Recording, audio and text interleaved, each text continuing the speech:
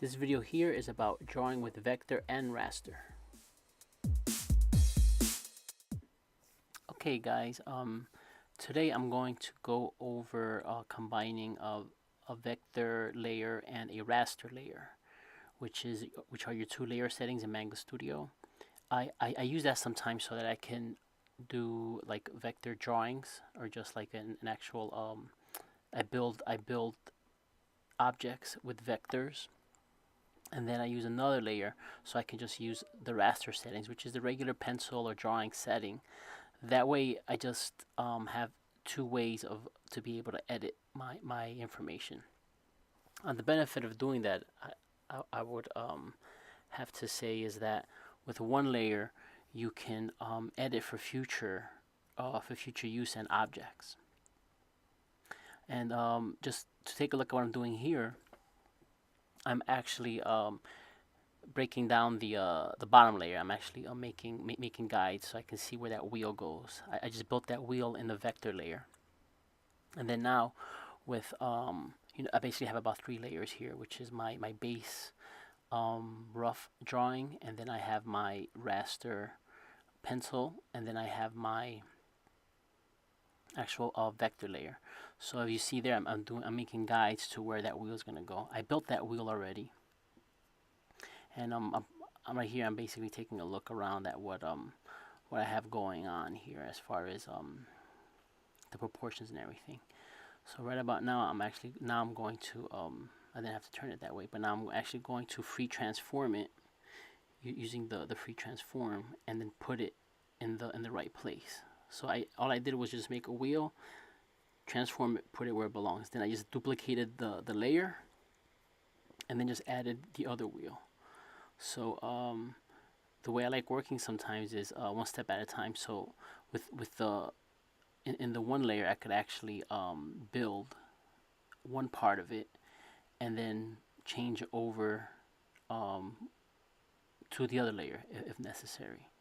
So to switch over, and the good thing about using vector layers is that I could change the line widths later, the line thickness, as I'm doing there. You see I'm changing the brush size,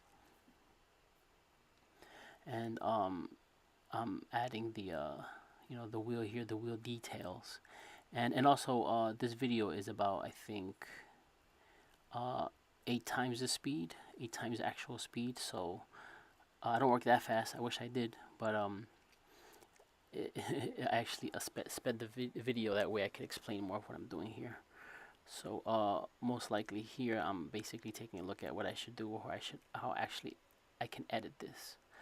There's 2 ways you can do it. I think here I did it all on the same layer, which is a little bit more work, or I started that way and then ended up creating another sub layer for the back, and then just so I can isolate. Yeah, I actually did that. I just cleaned it up, zoomed in and cleaned it up. You can do that, or just take the object, put another layer, and then just cut off what you need, and you don't have to work that hard to clean it up. Just depends what I feel like doing. Sometimes I don't know if it's just nagging, just trying to be a perfectionist, or just trying to work efficiently. But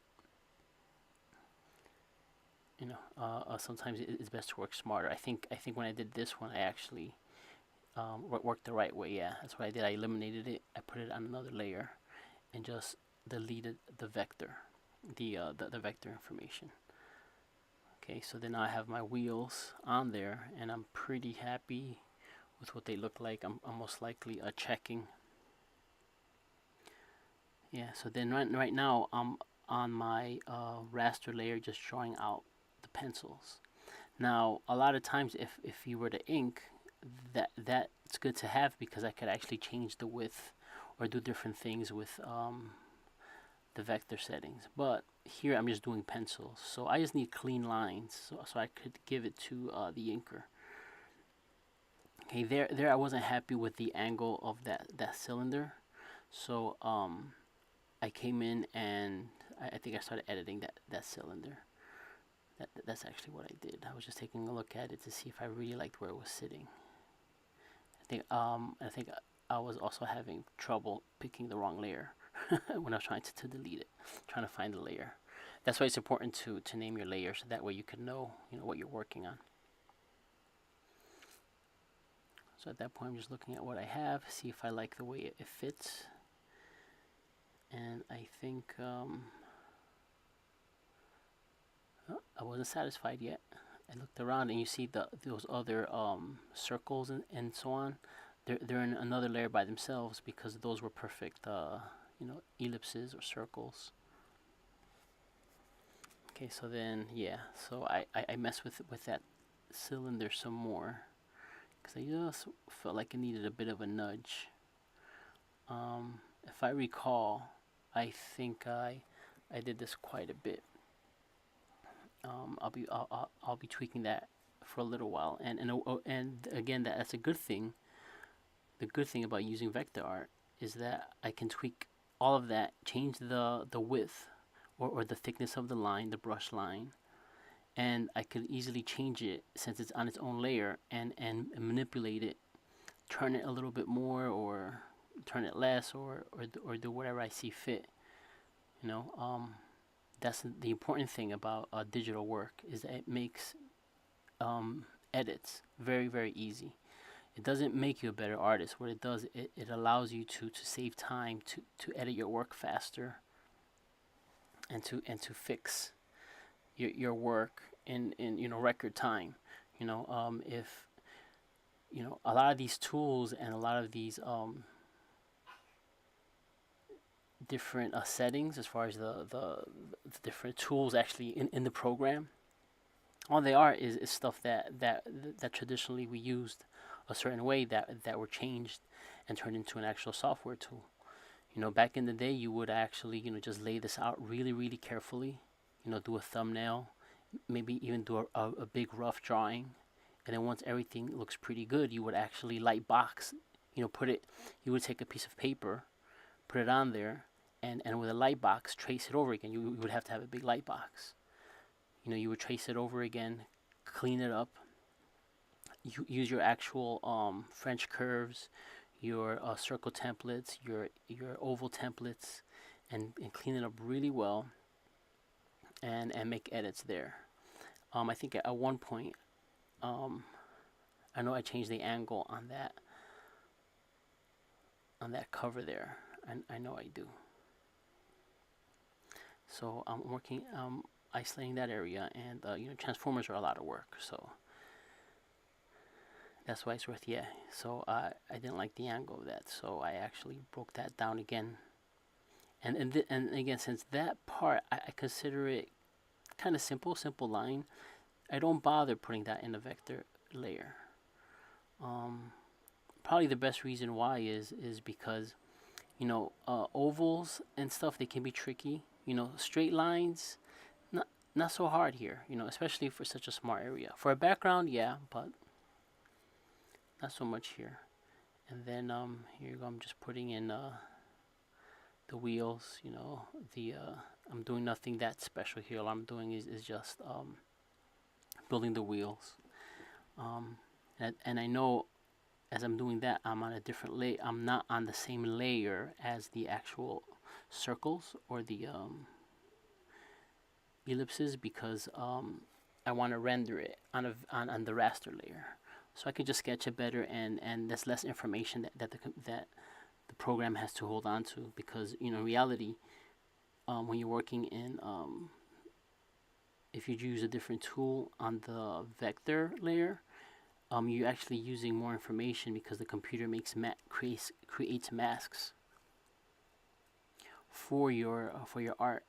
Even when you erase, it doesn't really erase it. All it did was create a clear mask to hide that path, which is information. You do that about 1,000 times. That's a lot of information. Your file's gonna get slow, and really it's gonna really impede your workflow. So this is a big file. Like, as far as print size, this thing is 11 1/4 by 17 1/4. No, I'm sorry, 22 1/4 by 17 1/4, because it's going to be a double print. So I'm kind of like eyeballing this rim here. This is a small detail, but I want it to look good, And again, and I'm just doing pencils. Okay, so I'm doing pencils here, and an inker's gonna come in and do his magic. Okay, and if if you look at the wheel, and I zoom back just to see how it's looking. Okay, I'm working on the bottom of the screen there, and just making sure it looks right. Okay, so I think I'm pretty happy with what I have there. So I'm just adding details, more of the details on the metal panels.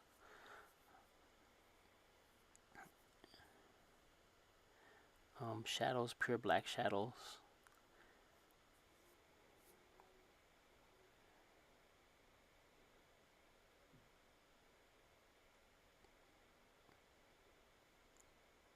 Yeah, so and I'm working this on all on one layer. This is all a raster layer, just to keep it simple. Making lines, cleaning lines, just double checking everything, looking for where the shadows would drop. You know, beveled edge. A beveled edge really brings the dynamics on your objects. You know, a really good artist once gave me that tip at a convention about adding bevels on everything. How it looks makes everything look a lot better. So right here, I'm actually using the curve tool. If you notice, I'm actually using the curve tool for that leg, and I'm using the curve tool on the same raster layer. And the reason why I'm doing that is because, again, I'm just doing pencil work here. And if they were some sort of cylinders or wheels or something, then I would have done the same thing, which is to create a separate layer for it. That way I could manipulate them and then have them sit at the right angle if I need to. Okay, so I'm there just figuring out the details, making sure I get the angles right the best of my ability. I could see some stuff that I would want to change already, but I'll let it go. And you know, actually about this moment in time, this whole piece is complete. This is complete. Actually, I'm making some small edits, and that this will be probably is going to be a double print. I'm gonna have that on my Etsy shop eventually. Probably not by the time this comes out, but maybe within a few weeks from this video first coming out. So here, again, I'm just using the, holding down the shift key so I can get straight lines while using the pencil tool. So this is about it. I'm about almost finished here, and I'll finishing Optimus Prime here, putting in those last details. You know, those details that make him look, epic, as epic as I can make him look. And I think, yeah, closing it up here, finishing up here. So yeah, those circles, that was also put on its own layer. That way I could just move it later if I need to, I'm just shading it in, adding the shadows. And this is almost done. And yep, I hope you guys enjoyed that. And that's Optimus Prime right there.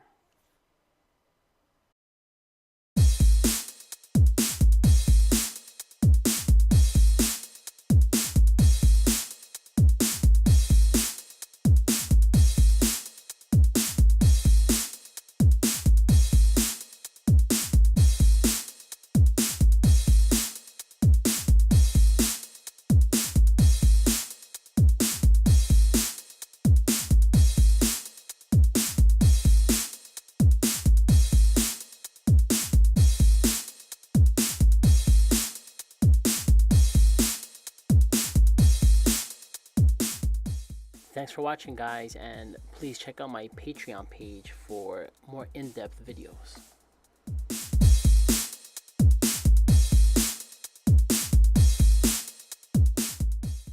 And please check out my Etsy shop, search George Vega Art, where you can see over 100 items I have listed there of original art and prints.